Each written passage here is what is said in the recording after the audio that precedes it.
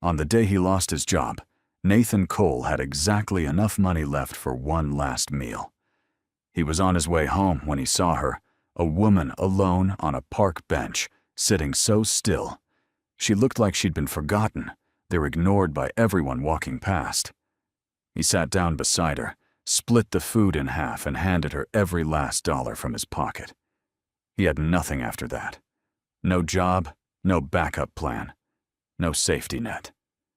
What Nathan didn't know was that the woman he just fed was worth $3 billion. Nathan Cole had worked the warehouse floor for 11 years.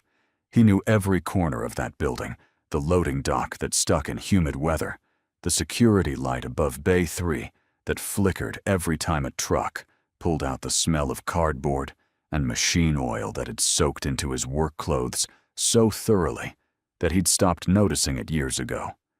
He wasn't the fastest worker there, and he wasn't the loudest.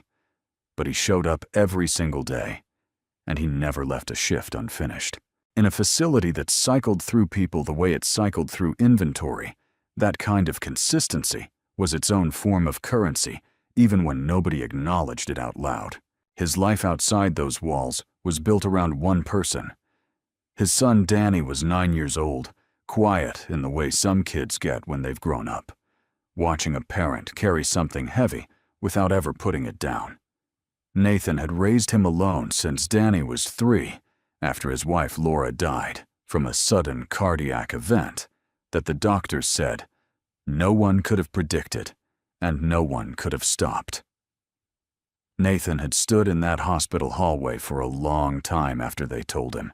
He hadn't moved, hadn't spoken, hadn't done anything except make a silent promise to a woman who could no longer hear it, that he would hold everything together, that their son would grow up with stability and warmth and someone always in the next room.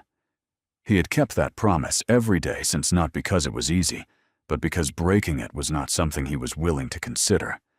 It was the load-bearing wall of his entire life, and he knew it.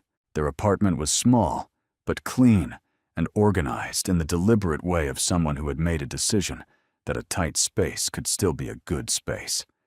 Nathan cooked real meals on weeknights. He kept the heat on through winter, even when the bill made his chest tighten.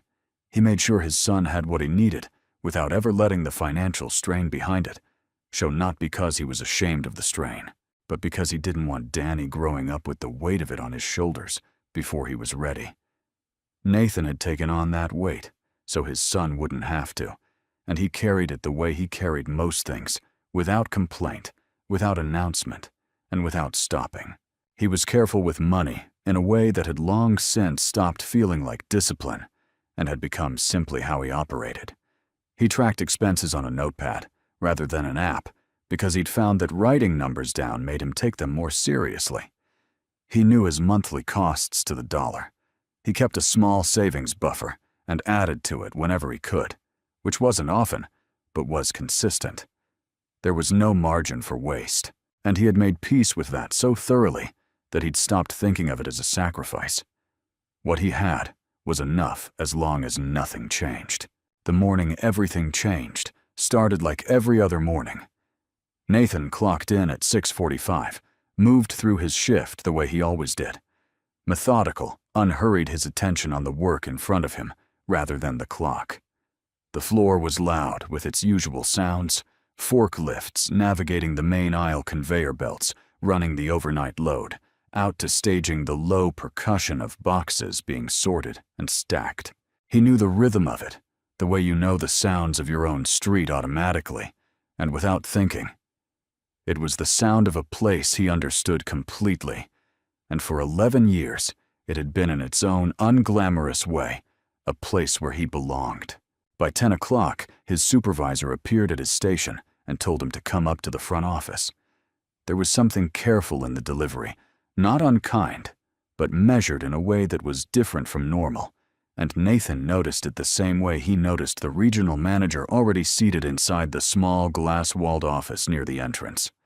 Nathan had seen the regional manager exactly twice in 11 years. He had never seen him on the floor before today. They told him the company was restructuring. That phrase had a particular sound to it, flat and pre-rehearsed, like something drafted by a legal team and read from memory. They said the warehouse was consolidating 2 shifts into 1, and that a number of positions were being eliminated effective immediately. His position was one of them.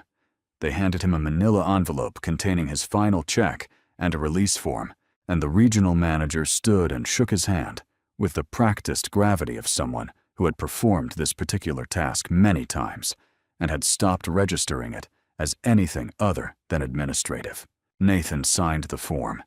He picked up the small cardboard box that his supervisor had already packed his work gloves, a photograph of Danny from 2 years ago that had been taped to the inside of his locker, a coffee mug with a chip in the handle that he'd used every morning for the better part of a decade. He carried the box out through the loading dock because that was the nearest exit, and he stood in the parking lot in the pale morning light and didn't move for a long moment. The dock doors rolled closed behind him.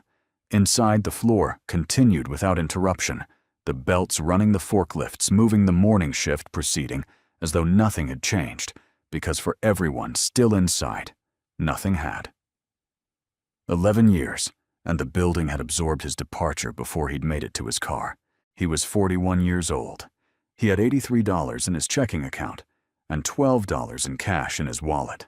He had a lease payment due in 3 weeks, a utilities bill that had been sitting unopened on the kitchen counter for 4 days because he'd been waiting until payday to open it, and a son at home who had no idea that anything was wrong. He drove to a diner 3 blocks from their apartment, a place he and Danny went on Saturday mornings when the week had gone well enough to justify it. He ordered 2 plates and a coffee, and he sat in the booth and made himself think clearly instead of feeling anything. He needed to figure out what to tell Danny. He needed to figure out what came next. He had his resume on a flash drive in the kitchen drawer. He knew people from earlier jobs he could contact. The unemployment office opened at 8, and he could be there first thing tomorrow. He ran through all of it with the methodical focus he brought to every hard thing, breaking it into steps, making it manageable, refusing to look at the whole picture at once, because the whole picture was too large. He had learned that in the years after Laura died. You didn't survive something like that by staring directly at it.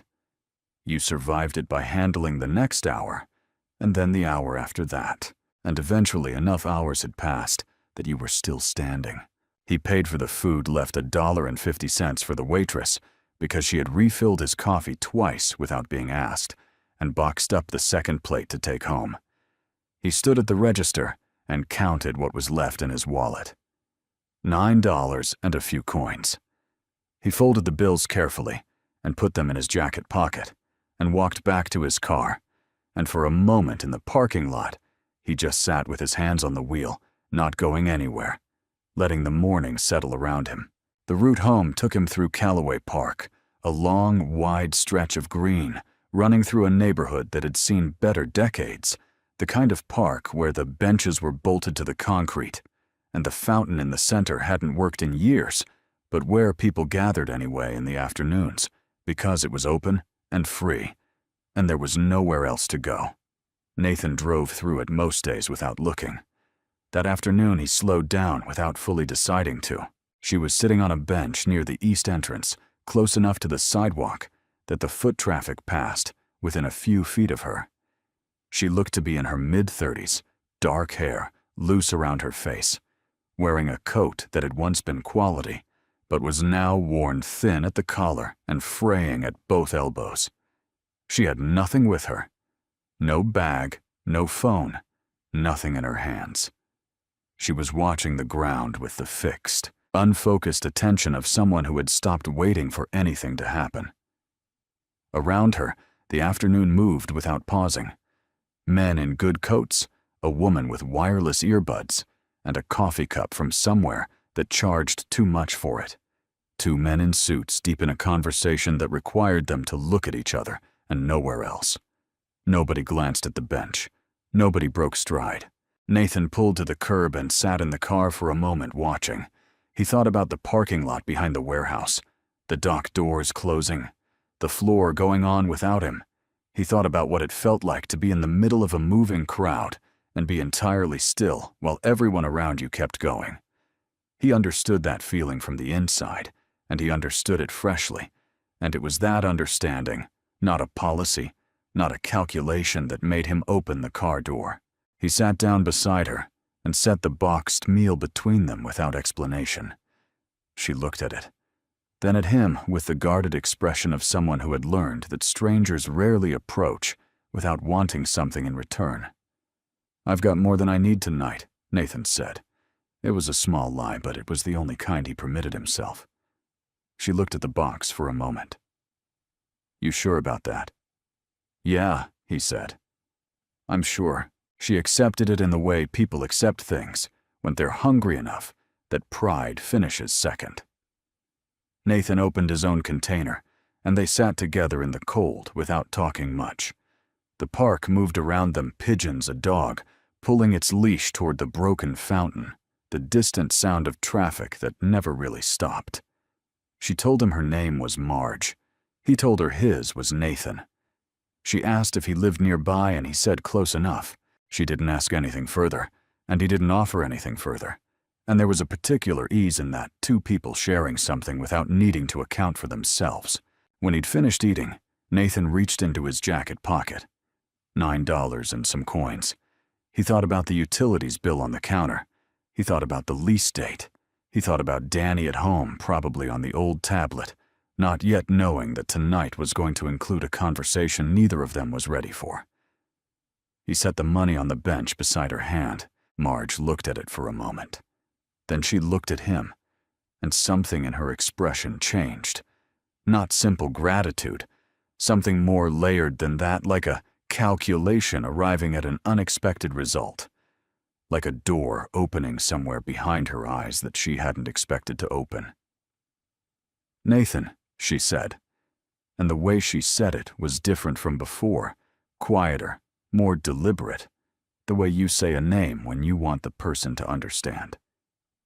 "You mean it." "You don't have to do that." "I know I don't have to," he said, standing and tucking his empty container under his arm. "Take care of yourself, Marge." He walked back to his car. He drove home. He knocked the cold off his boots at the door, hung up his jacket, and set the cardboard box of his things on the closet floor without looking at it. Then he went to the kitchen and made dinner from what remained: eggs, half a block of cheese bread that was still good, and he worked out quietly and carefully how to tell Danny about the job in a way that was honest without being frightening, in a way that held the promise he'd made in that hospital hallway together, even now, even today. He didn't think about Marge again that night. As far as he was concerned, she was a stranger he'd been decent to on a hard afternoon, and he would almost certainly never see her again. And the $9 was gone, and that was simply that. Some things were exactly what they appeared to be: a moment of ordinary decency in the middle of a bad day, nothing more and nothing less, and it was enough to have done it without needing it to be anything else.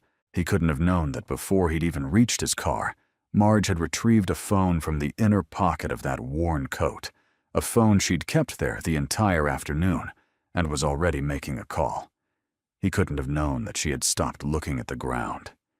He couldn't have known that the way he'd walked away without a backward glance, without any visible expectation of return, had done something to her that 6 hours on that bench had not managed to do. He didn't know any of it. He went home and made dinner and kept going because that was the only thing he knew how to do, and it had never once let him down. The first week after losing the job, Nathan held his routine together, the way he held most things, by refusing to let it come apart. He was up before 7 every morning, made coffee, while the apartment was still dark, and sat at the kitchen table with his laptop open before the neighborhood outside had fully woken up. He worked through job listings the way he used to work through a shift, without stopping to feel sorry about it, without letting himself look up from what was directly in front of him. In the first 3 days, he applied to 6 positions: 2 regional distribution centers, a logistics company on the east side of the city, a grocery chain expanding its overnight crew, and 2 smaller warehouse operations. He found through an industry job board he'd bookmarked years ago and never needed until now. He tailored each application, carefully read them back for errors, and sent them clean. Then he closed the laptop and waited, and the waiting was immediately the hardest part. Not because he had nothing to do, he found things. There were repairs around the apartment he'd put off for months, errands that had accumulated small organizational tasks that expanded to fill the available hours. But all of it was displacement activity, and he knew it. What he was actually doing was waiting for something outside his control to move, and Nathan had spent years constructing his life specifically so that as few things as possible fell into that category. The unemployment filing processed on the 4th day. The weekly amount he qualified for was less than half his previous wage. He did the math on a notepad, folded the paper without looking at it again, and put it in the kitchen drawer alongside the utilities bill, which he had now opened, and paid with the last of his checking account balance. By the end of the 2nd week, 2 rejections had come back. The remaining 4 applications had gone silent in the way that was somehow harder than a no acknowledgement, no update, just the absence of a response where a response should have been. He called the logistics company directly and reached someone in HR who told him the position had been filled internally. He thanked her and hung up and sat at the table looking at the wall. Then he opened the laptop and started again. His neighbor Frank, a retired electrician who lived 2 doors down and occasionally came over on Sunday evenings to watch a game, caught Nathan in the hallway one afternoon and asked how the search was going. Nathan said it was moving along. Frank nodded and said he'd ask around, and Nathan thanked him and meant it, though he knew Frank's network ran to plumbers and electricians and not warehouse logistics. He wasn't looking for sympathy. He was looking for work. He'd learned a long time ago that the 2 things required entirely different responses from the people around him, and he was careful not to let one get confused for the other. What Nathan didn't know, what he had no way of knowing, was that someone else had already started looking into him. Margaret Ellison was 38 years old and had been running Ellison Capital Group for 6 years. She had taken over from a board that hadn't believed she was ready, and she had spent the first 2 years quietly proving them wrong in ways they hadn't anticipated and couldn't easily dispute. The company's portfolio touched commercial real estate, logistics, infrastructure, and a growing range of mid-size manufacturing operations spread across 7 states. She had rebuilt it from the inside out, cutting what wasn't working, strengthening what was, and making decisions with a speed and lack of sentiment that people in her position usually took decades to develop. She was not someone who needed to be liked. She was not someone who made decisions slowly. But she had one practice that the people closest to her found genuinely difficult to explain to anyone outside the company. Every few years, when she was approaching a major decision that would affect a significant number of people she would never personally meet, she spent one day outside her office in circumstances that stripped away every external marker of who she was. No security detail, no car service, no visible phone. Clothes that said nothing about her. She would find a public place and sit in it for hours, and she would observe how people treated someone they had no reason to treat well. She called it a calibration. Her executive assistant, Carol, who had worked with her for 4 years, called it the most unusual thing she'd ever seen a person in that position do, and had stopped trying to explain it when asked. The decision Marge was now facing was the largest of her tenure. She was preparing to restructure the labor policies across her entire logistics division, a change that would touch the daily working lives of roughly 4,000 people. She had the data, she had the projections, she had the legal framework and the operational plan. What she didn't have, and what she had found she couldn't sign off without, was a clear-eyed answer to a question that no report could answer for her. Did the world those 4,000 people lived in the neighborhoods, the parks, the streets between their apartments, and their jobs have any functioning baseline of human decency operating in it? Or was the version of reality she'd been absorbing from boardrooms and charity fundraisers the accurate one. She had been leaning toward a conclusion for some time. She had been leaning toward the idea that people, when nothing was personally at stake for them and no one was keeping score, kept walking. She had almost confirmed it. She had sat on that bench in Callaway Park for 6 full hours and watched the city move past her with complete indifference, and she had been composing her conclusions in her head when Nathan Cole pulled over and got out of his car. She had noted 2 other interactions in 6 hours. One person had dropped a folded bill into her lap without breaking stride, a gesture she recognized as kind, but ultimately frictionless, the kind of giving that costs the giver nothing beyond the money itself. The other was Nathan, who sat down, made conversation without agenda, split a meal he visibly needed himself, and placed $9 in cash beside her hand, with the ease of someone who had made his decision before he'd consciously formed it. She hadn't expected him. She had specifically not expected someone who she knew within 2 minutes of talking with him was in genuine financial difficulty. There was something in the way he'd said he had more than he needed. Flat, almost offhand, delivered with the precision of a man who had chosen a small lie over a complicated truth, because the lie served the other person better, that she recognized from somewhere inside herself. It was the voice of someone absorbing a burden so that another person wouldn't have to. She knew that voice. She understood what it cost to maintain it consistently day after day without acknowledgement. By the time Nathan had reached his car, Marge had retrieved her real phone from the inner pocket of her coat and was already calling her head of operations. She told him to pull everything available on a man named Nathan Cole, likely living in the vicinity of Callaway Park background in warehouse logistics. She wanted a full picture by morning. Her operations director, who had worked with her long enough to know that asking why was rarely productive, said he would have it ready. What arrived the next morning was straightforward and complete. Nathan Cole, 41 years old, 11 years of continuous employment at Hargrove Distribution, terminated 6 days prior in a company-wide workforce reduction. Performance reviews consistently strong throughout his tenure. No disciplinary record of any kind. Widowed. No significant outstanding debt beyond standard monthly living expenses. No criminal history. A man who had, by every metric available, done everything correctly, and still ended up standing in a parking lot with a cardboard box and $83 to his name. Marge read the report twice, set it on her desk, and looked out the window at the city for a long time without doing anything else. She thought about the 6 hours on the bench. She thought about the specific way Nathan had stood up to leave no performance in it.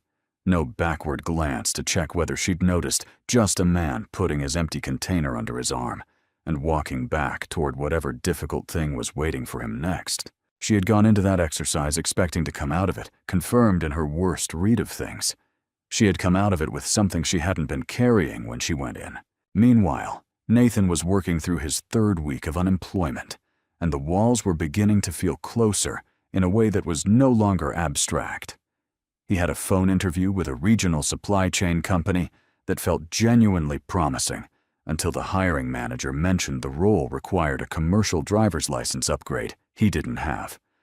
He had a second in-person interview with a smaller operation across town that went well enough that he spent the bus ride home doing careful, restrained arithmetic in his head about what the timeline might look like if it came through, and then they called back 2 days later to say they'd decided to promote from within. He thanked them, hung up, and sat at the kitchen table for a long time without opening his laptop, which was unusual for him. The savings account had $1,200 left in it. He had already run the numbers enough times to know what that meant in practical terms: 3 weeks of groceries, partial rent, and not much beyond that, before he was making decisions he didn't want to make. He had already called the leasing office and asked about a grace period. The woman he spoke to was polite and specific: 7 additional days beyond the due date, and no further flexibility beyond that. He wrote the date on the notepad in the kitchen next to the folded paper with the unemployment math and looked at the 2 pieces of paper side by side for a moment before he put the notepad in the drawer. He didn't spiral. That was the thing about Nathan. He had been in tight situations before, and he had learned through experience that spiraling was a luxury, the same way despair was a luxury, the same way stopping was a luxury. None of those things solved anything, and they cost time he didn't have. He made a list of every contact he had across 11 years of working in warehouse and logistics operations. He spent one full evening composing 12 personal emails, not form letters, actual personal messages to people he'd worked alongside at various points in his career. He explained his situation directly without embellishment and asked plainly if they knew of anything open. 3 people wrote back to say they were sorry and would keep an ear to the ground. One forwarded a listing for an overnight stocking role at a grocery distribution center 40 minutes outside the city, paying $11 per hour, less than he'd been earning at Hargrove. He applied for it within the hour. He was running out of options, and he knew it with a clarity that had stopped being uncomfortable and had become simply a fact he was operating around. He kept moving because stopping had never been a thing he knew how to do, and he wasn't about to learn it now. He had stopped thinking about the woman on the bench entirely. Not because the memory was unpleasant, but because it had settled quietly into the background of that afternoon, alongside everything else. The cardboard box, the diner, the $9 counted at the register, filed under the general category. Of the day things changed already part of the past. She was a stranger he'd been decent to, when being decent cost him something real. That was the full extent of it, as far as he knew. So when the email arrived on a Thursday morning in his 4th week of unemployment, his first instinct was to scroll past it. The subject line read, "Interview Invitation Operations Division, Ellison Capital Group." He didn't recognize the company name. He opened it, expecting a mass recruiter blast, the kind of generic outreach that bore no connection to anything he'd actually applied for. Instead, it was a short direct message from someone named Carol Briggs, executive assistant to the CEO, requesting his presence the following Monday at 10 in the morning at their downtown offices on Meridian Avenue. The role was described briefly as Senior Warehouse Operations Coordinator. The salary range was included at the bottom of the message, an unusual detail that he noticed immediately, and the figure was nearly 30% above what he'd been earning at Hargrove. Nathan read the email 3 times. He pulled up the company on a search and found a website that was clean and deliberately spare. A summary of the portfolio, a brief leadership page, and a single photograph of the CEO. The woman in the image was in her late 30s, dark hair pulled back, wearing a dark blazer, looking directly into the camera with the measured composure of someone who had decided a long time ago that a photograph didn't need to tell anyone anything they hadn't already earned the right to know.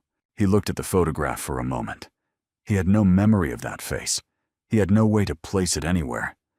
He wrote back to Carol Briggs within the hour, confirmed Monday at 10, and told himself not to construct anything around it before it happened. He had been cautiously hopeful before. He knew exactly what it felt like when that didn't come through. He ironed his interview shirt that evening and hung it carefully on the back of the closet door. He checked the bus route to Meridian Avenue twice, then a 3rd time. He set his alarm for 6:30 and went to bed, reminding himself that this was just another door, and if it opened, he would walk through it, and if it didn't, he would find the next one the same as he always had, because there was no other way he knew how to be. He had no idea what was actually waiting for him on the other side of it.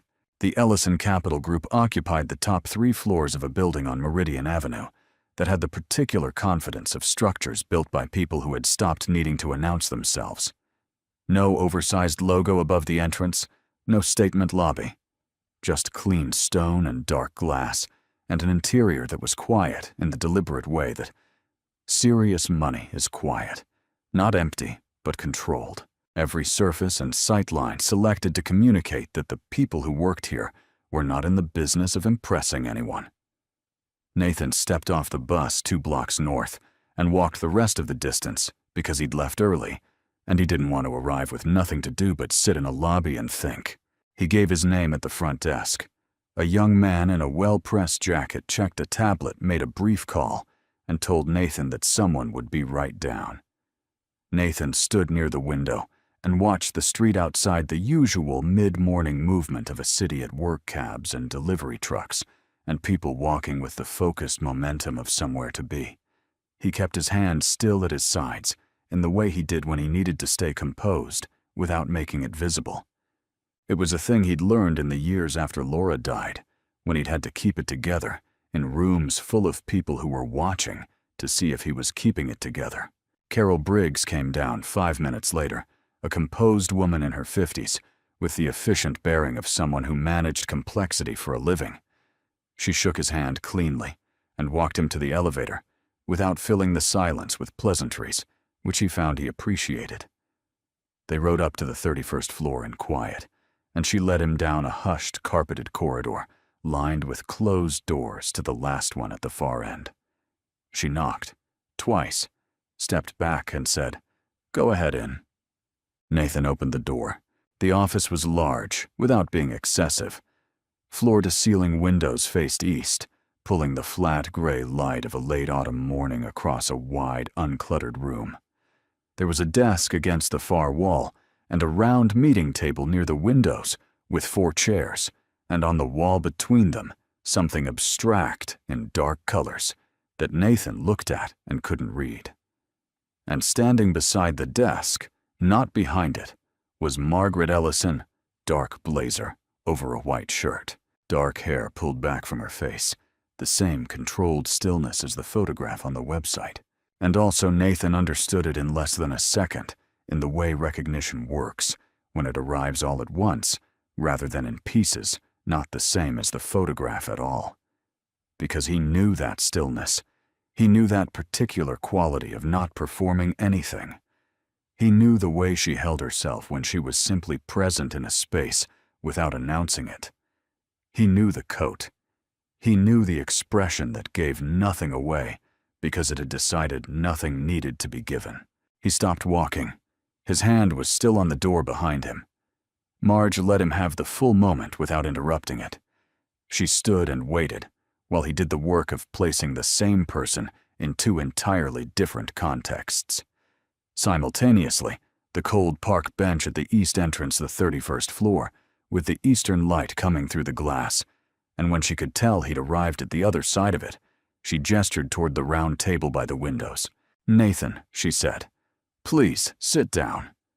He crossed the room and sat. She took the chair directly across from him, unhurried, and neither of them spoke for a moment. Nathan was still processing the meal he'd split in half the $9 he'd set on the bench beside her hand. The way she'd said his name differently, right before he stood to leave, the expression he hadn't been able to read at the time, and could read now with complete clarity.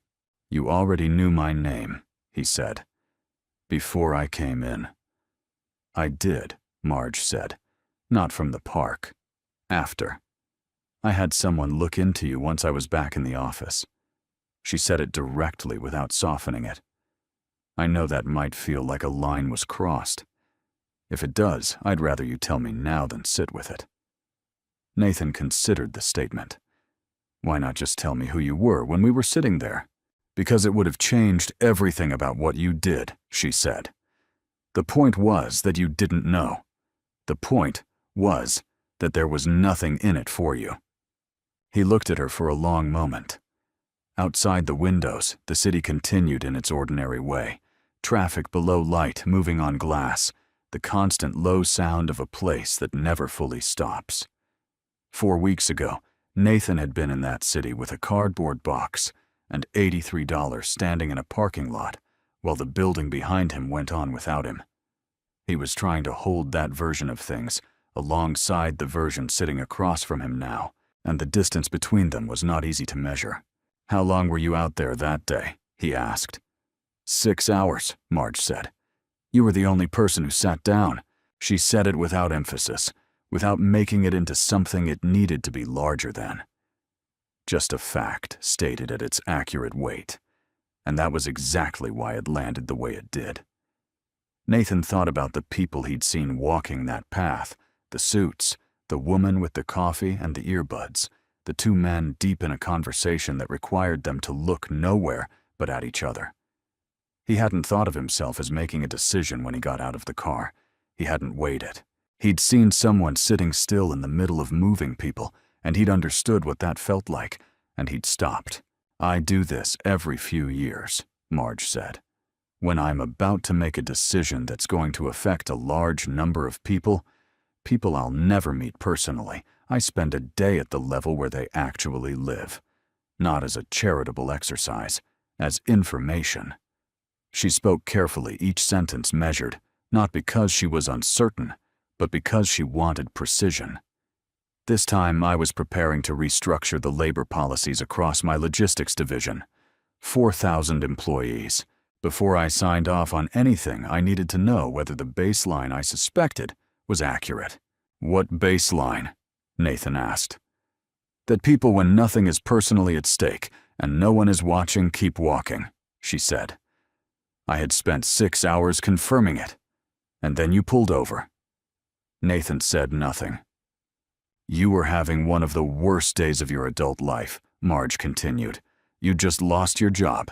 You were down to your last few dollars. And you still sat down, split a meal, and handed over everything that was left in your pocket. Not because you were being observed. Not because you expected anything from it. You did it because you looked at a person sitting alone and decided it was the right thing to do." She sat back slightly. "I've been in rooms with a lot of people who describe themselves as decent.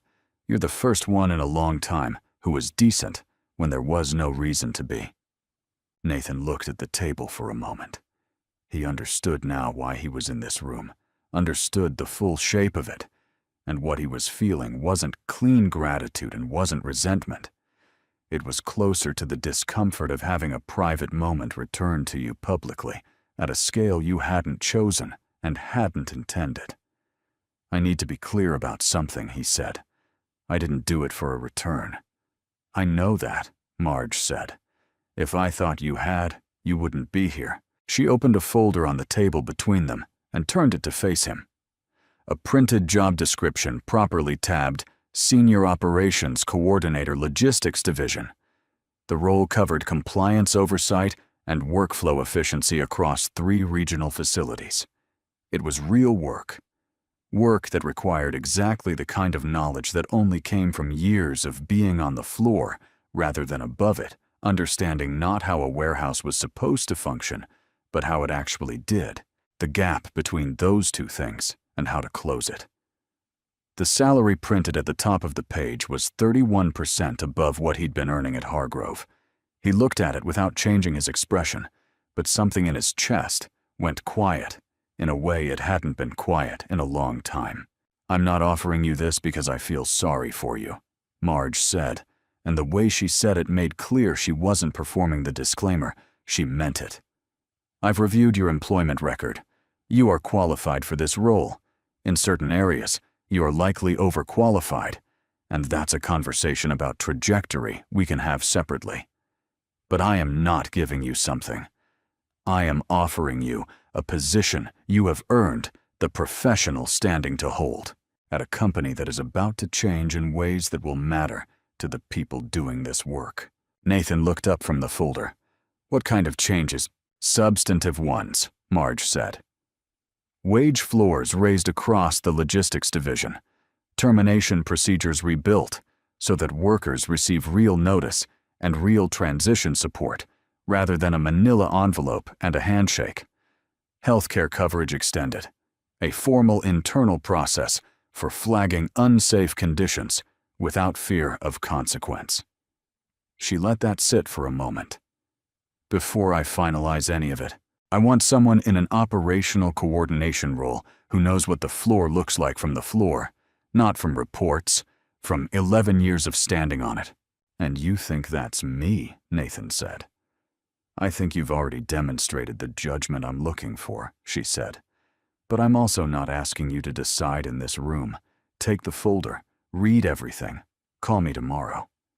Nathan thought about the notepad in the kitchen drawer, the 2 folded pieces of paper, the lease date written in the margin, the unemployment math beside it. He thought about the ironed shirt hanging on the back of the closet door, the bus route checked 3 times the night before, the alarm set for 6:30 so he'd have enough time to manage every variable between the apartment and this building.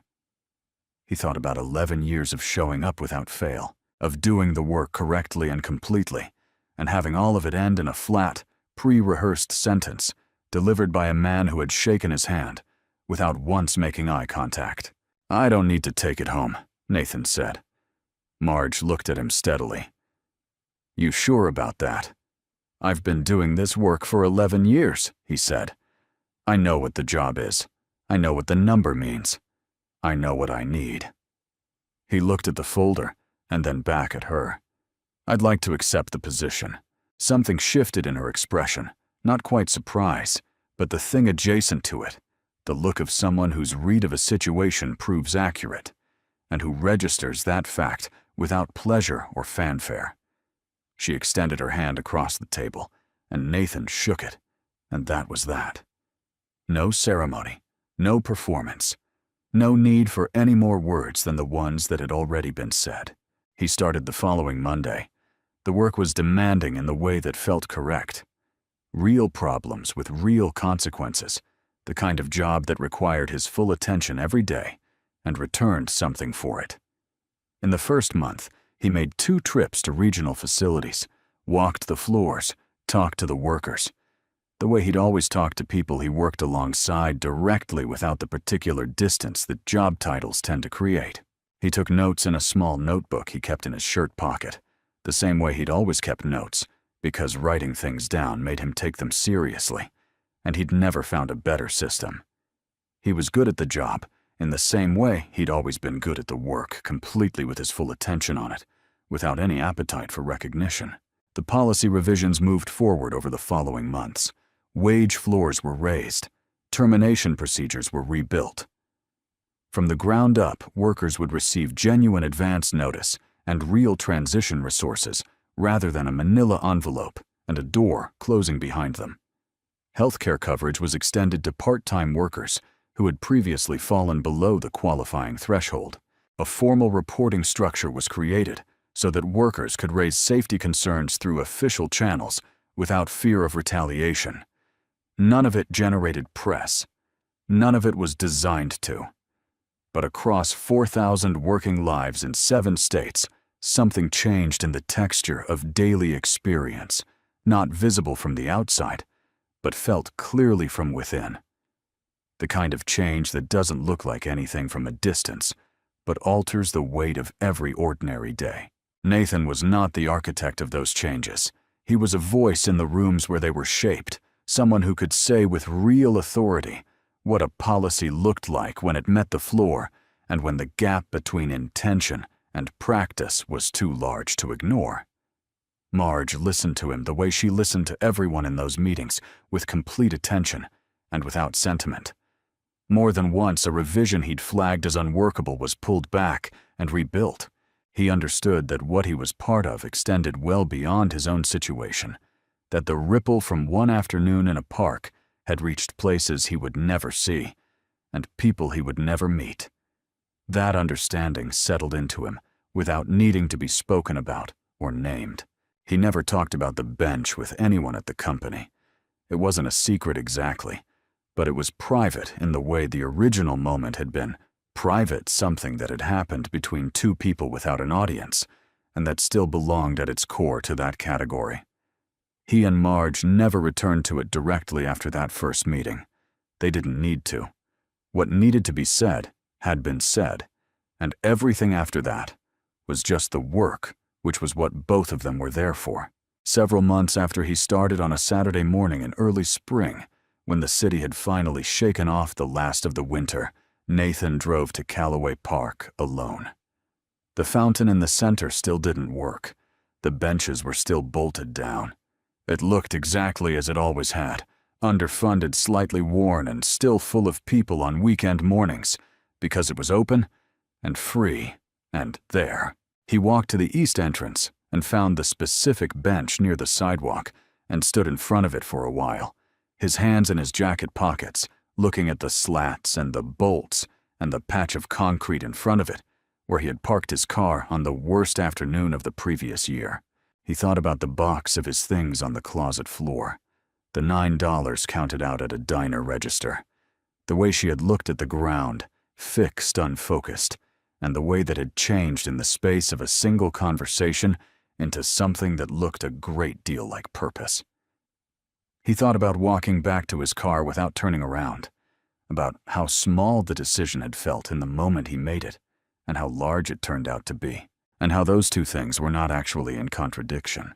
The city moved around him the way it always did. People walking, nobody pausing the continuous motion of a place that has somewhere to be.